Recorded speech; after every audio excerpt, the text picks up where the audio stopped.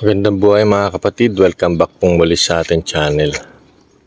Ngayong araw po ay magpupruning tayo ng ating dragon fruit. At the same time kukuha na rin po tayo ng gagawin natin na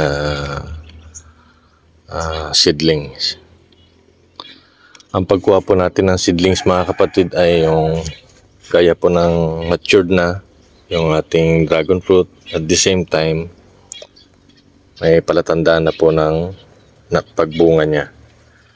Kasi kapag itinanim na po natin ito, the next season po ng fruiting seasons niya, sasabay na po siya sa pagbunga. Kahit hindi pa po siya tumaas, sasabay po siya. Tulad nito. Nakadalawang bunga na itong sanga na ito. So pwede na natin ikat at gawin na natin itong binhi. Yan.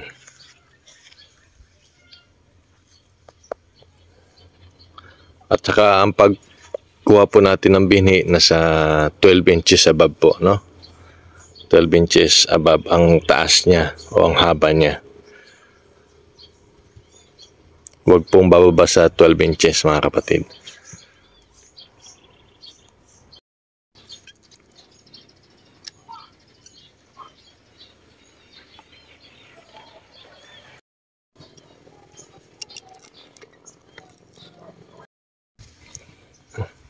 Ito naman po ay mahaba na.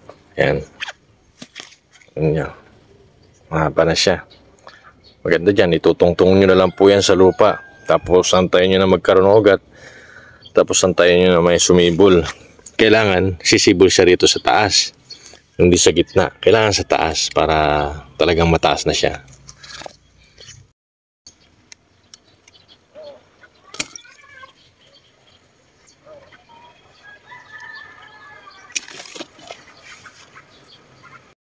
Ito na po.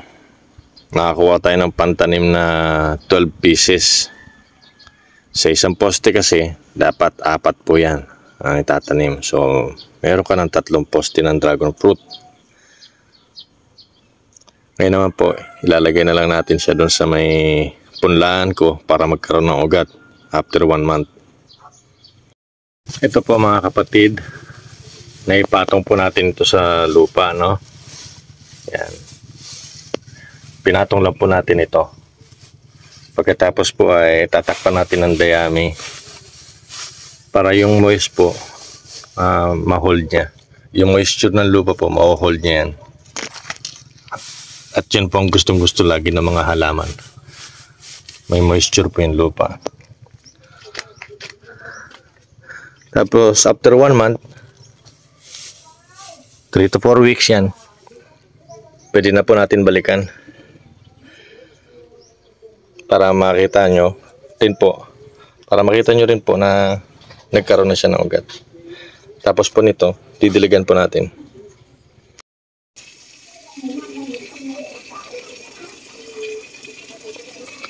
Ang pagdilig po natin, hindi po masyadong basa.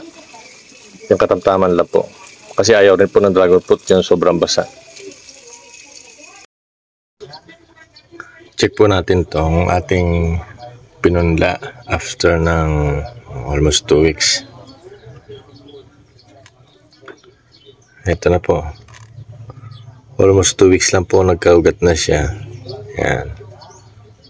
So, pwede na ibiyahe ito. Pwede na pong ibiyahe ito ng Pampanga.